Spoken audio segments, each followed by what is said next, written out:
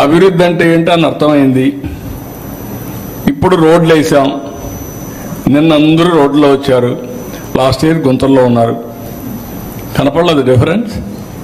Development కాదా అది? పోలవరం శ్మశానం అన్నారు. ఇప్పుడు పోలవరం ట్రాక్ చేశాం, పనులు పెట్టాం, భూమి విలువ పెరగల.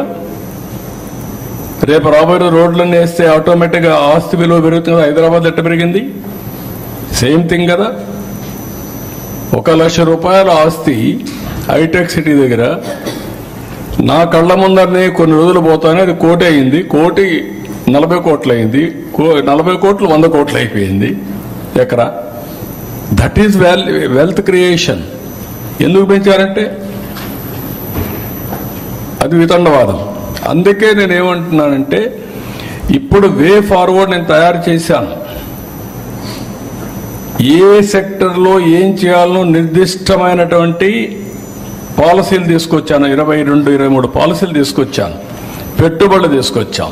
ప్రతి ఒక్క డిపార్ట్మెంట్ క్లారిటీ ఇచ్చాను. మొన్న కలెక్టర్స్ కాన్ఫరెన్స్ ఇచ్చాను. ఈరోజు ఇవన్నీ కూడా కలెక్టర్స్ కాన్ఫరెన్స్ పెడతా. ఏ జిల్లా ఎట్ట గ్రో అయ్యారు చెప్తాను. చెప్పిన తర్వాత వాళ్ళు ప్రిపేర్ అయ్యి రమ్మంటాను. రైట్ మ్యాన్ రైట్ ప్లేస్లో పెడతాం. వాళ్ళకి ఎడ్యుకేట్ చేస్తా. ఎడ్యుకేట్ చేసి నేను అనుకున్న లక్ష్యాలను నెరవేరడం కోసం ప్రతి ఒక్కరిని డ్రైవ్ చేస్తాం. మినిస్టర్స్, సెక్రటరీస్, కలెక్టర్స్, అడ్మినిస్ట్రేషన్ మొత్తం. అప్పుడు సాధ్యం అవుతుంది. నేను ఒక్కడే చేస్తే కాదు, ప్రజలు కూడా చేస్తాం. ప్రజలకు ఏం చెప్పారు? నన్ను నమ్మారు. ఏమని నమ్మారు? అభివృద్ధి చేస్తారు, సంపద వస్తుంది, ఆదాయం పెరుగుతుంది, మా పిల్లల భవిష్యత్తు బాగుంటుంది, మాకు ఉద్యోగాలు వస్తాయి, రెండోది మాకు వెల్ఫేర్ జరుగుతుంది. ఇప్పుడు నేను ఇది 58 లక్షల రూపాయలు ఆదాయం వచ్చిందనుకో, ఖర్చు పెడతారు కదా. పెడితే ప్రభుత్వానికి ఆదాయం వస్తుంది కదా. మళ్ళా ఆ డబ్బులు ఎవరికి ఖర్చు పెడతాం? పేదవాళ్ళకి ఖర్చు పెడతాం. It is a cycle.